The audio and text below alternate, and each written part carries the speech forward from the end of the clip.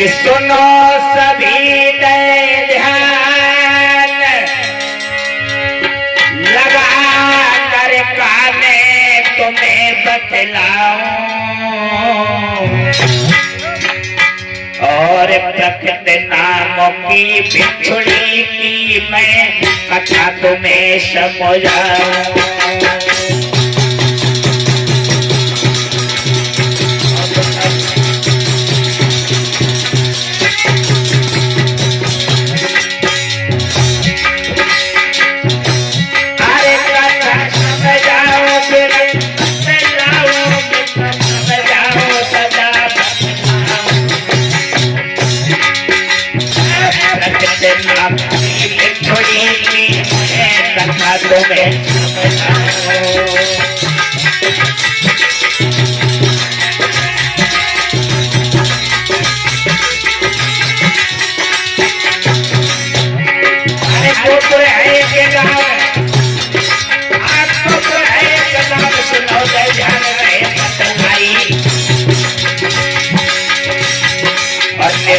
आपको से करे की बात है रह रहे हो भाई।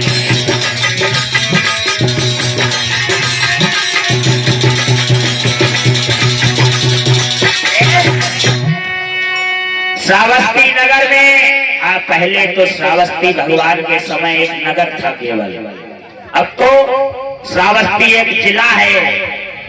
उस समय उसी श्रावस्ती नगर में एक छोटा सा गांव है जिस गांव का नाम है गोपुर नगर, और उसी नगर की ये कथा है।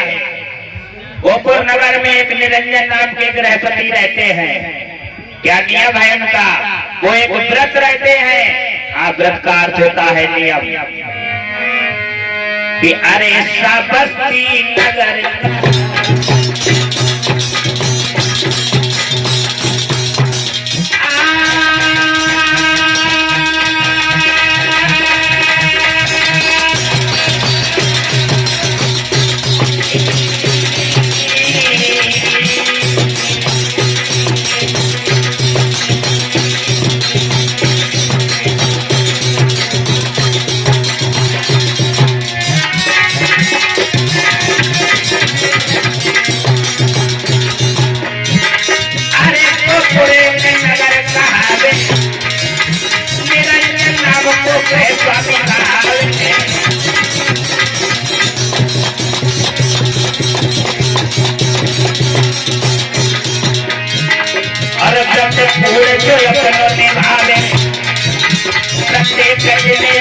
छुट्टी मारे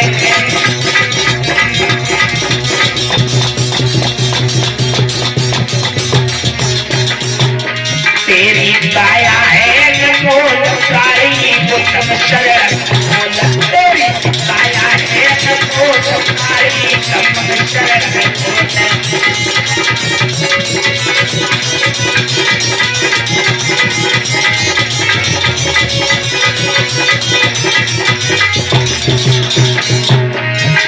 कभी किसी को नहीं सताना मैं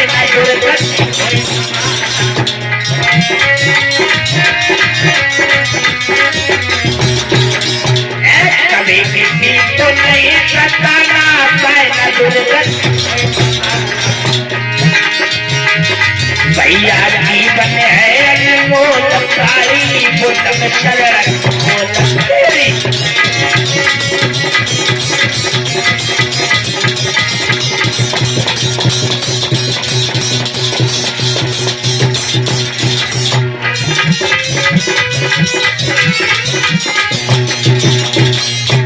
श्रावस्ती नगर में जो गोपुर नगर है, उस नगर में एक निरंजन नाम के गृहपति रहते हैं। वो एक व्रत रहते हैं। हाँ, व्रत। हमारी जो माताएं बहनें नहीं रहती हैं व्रत, ऐसे व्रत नहीं, वो एक व्रत रहते हैं। व्रत का अर्थ होता है नियम। आप अपने जीवन का एक नियम बनाएं और उसे रोजाना पालन करें, उसे ही व्रत कहा जाता है। हाँ, ऐसे व्रत नहीं जो 9 दिन 1 दिन, ऐसे व्रत नहीं। व्रत का अर्थ होता है नियम। आप अपने जीवन का कोई सटीक नियम बनाएं और उसे प्रत्येक दिन पालन करें, उसे ही व्रत कहा जाता है। सेठ निरंजन एक व्रत रहते हैं, क्या व्रत है उनका? वो प्रत्येक दिन अपने दरवाजे पर एक साधु को भोजन दान देते हैं, ये नियम है।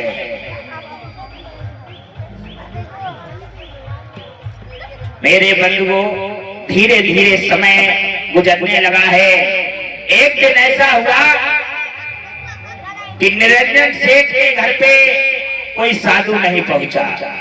निरंजन जी हैरान है, परेशान है, इधर उधर देख रहे हैं कोई साधु आ जाए, लेकिन कोई नजर नहीं आ रहा है। लगा कि निरंजन मन करे विचार, अब विचार अब कैसे पूर्ण व्रत होवे।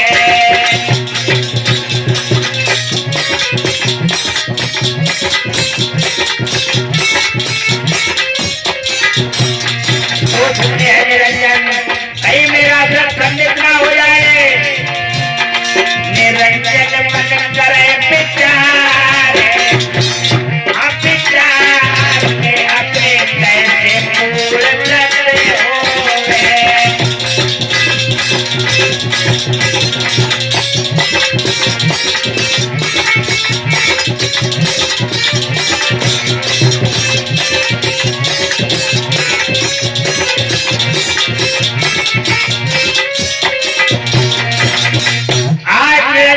सोच रहे हैं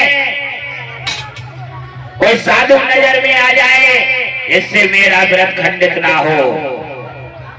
जब कोई नजर नहीं आया मेरे बंधुओं, तो सेठ निरंजन ने क्या किया? सीधे जाकर के जेतवन में पहुंचे। हाँ, आपको 2-3 बार बताया गया है, श्रावस्ती नगर में जेतवन था जो कि सेठ सुदत्त ने भगवान को दान में दिया था। आज निरंजन सीधे जेतवन में पहुंचे, जाकर के भगवान बुद्ध को नमन किया है और कहने लगे, हे करुणा के सागर, मेरा व्रत खंडित हो रहा है। आज कोई भिक्षु नहीं पहुंचा हमारे दरवाजे पर। भगवान बुद्ध के शिष्य तो हजारों थे, लेकिन उनमें सबसे प्रिय शिष्य भिक्षु आनंद। हाँ, ये आप लोग आज कथा जो सुनेंगे, भगवान ने समझाया है, ये मानव शरीर 32 गतियों का ढेर है, क्षण क्षण में इसका परिवर्तन हो रहा है। पुस्तकों में ये कथा आप लोग पानी और प्यार के नाम से सुनेंगे और पढ़ेंगे भी। भगवान बुद्ध ने निरंजन की बात सुनी तो अपने प्रिय शिष्य आनंद की तरफ इशारा किया। आनंद उस समय भगवान के बुद्ध में सम्मिलित हो चुके थे संघ में, और आनंद भगवान के भाई भी थे, मैंने पहले ही दिन बताया था। आज भिक्षु आनंद की तरफ भगवान ने इशारा किया। आनंद जी ने क्या किया? सेठ के साथ में ही उनके घर पे आए हैं। बड़े ही प्रेम से निरंजन सेठ ने भोजन दान दिया है। भिक्षु आनंद ने भोजन किया, और भिक्षुओं का एक सील होता है, विकाल भोजनाय वेरमणि शिक्षापदं समादयामि, यानी दिन में 24 घंटे में भिक्षु एक बार खाना खाते हैं, वो भी दिन में 12 बजे से पहले। अब जो भैया ज्यादा खाएगा, यहाँ एक बार खाएगा, वो ज्यादा खाएगा, तो ज्यादा खाना खा गए भिक्षु आनंद। थोड़ी देर चलने के बाद उन्हें प्यास सताने लगी है। आरे भोजन पाए के आनंद जी जब बन को चले सिधाई,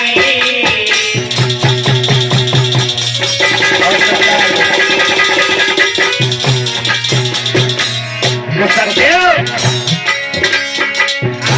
तेज धूप कारण भाई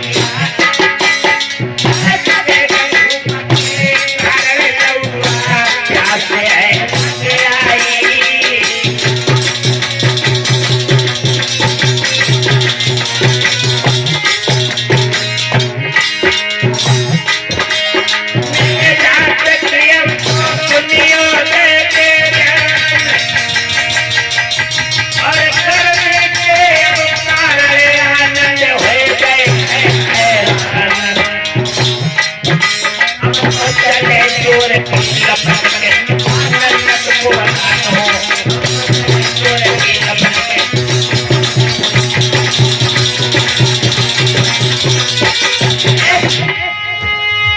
आज मेरे बंधुओं भिक्षुआनंद ने जब भोजन पाया है और भोजन पाने के बाद में जब वापस चले हैं तो ठीक दोपहरी का समय हो चुका था और महीना कौन सा था?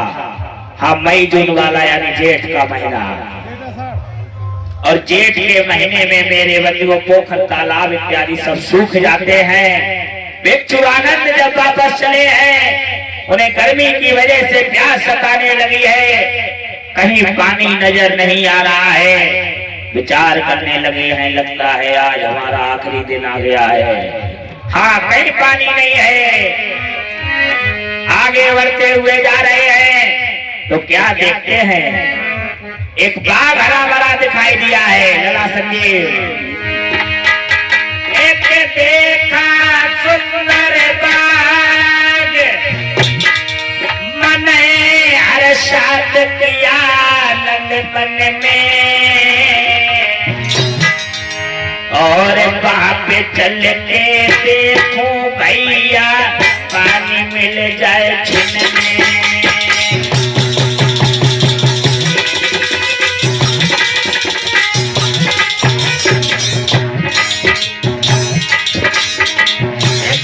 विचार करते हैं,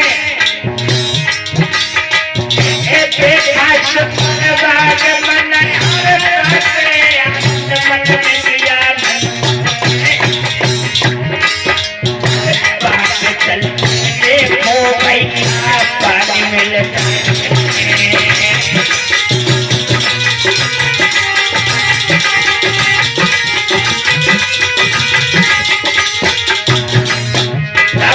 के अंदर पहुंचे तो क्या देखा है, बाग में कुआं है। कुएं पे एक लड़की खड़ी है जिसने घड़े में पानी निकाला और रस्सी को इकट्ठा किया, अपने घर जाने लगी है। रस्सी की घड़ी देर अरे आनंद जी ने पीछे से आवाज लगाई,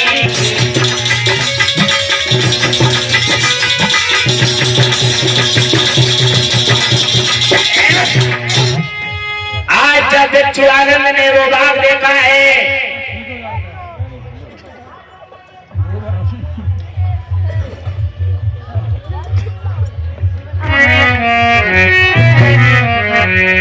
बाग में जब अंदर पहुंचे तो क्या देखते हैं, बाग में एक कुआं है और कुएं पे एक लड़की खड़ी है जिसने घड़े में पानी निकाला, रस्सी को इकट्ठा किया, अपने घर जाने लगी है।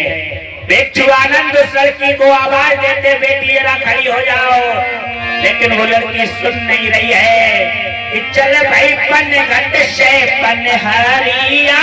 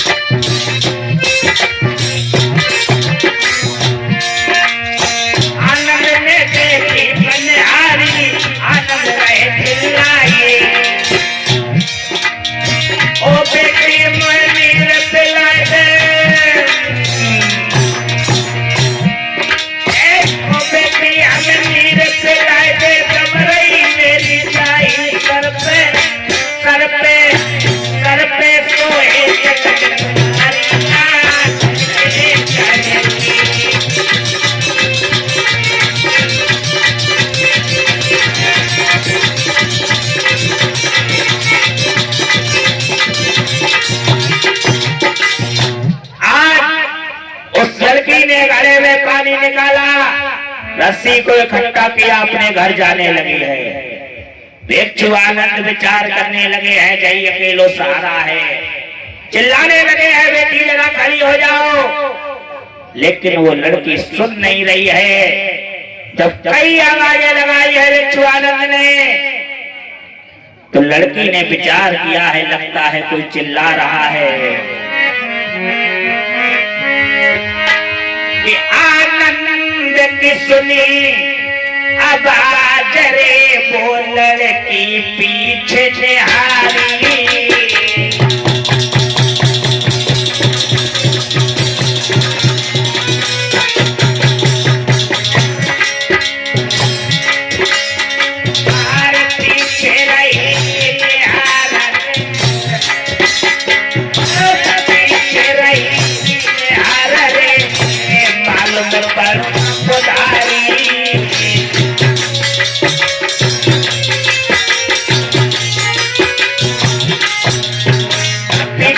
देखा है एक साधु नजर में आया है, तो उसकी हाथ हिलाने लगी है, लगी नहीं साधु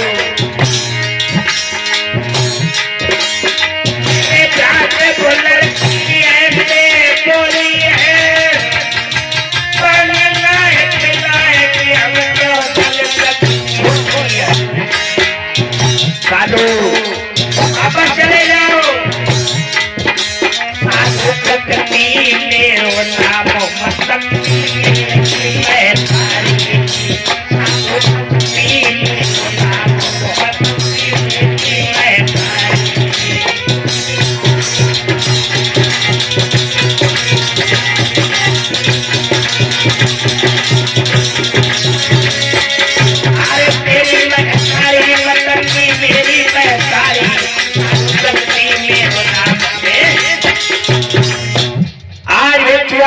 लड़की को आवाज देते हैं, लड़की ने नहीं सुना।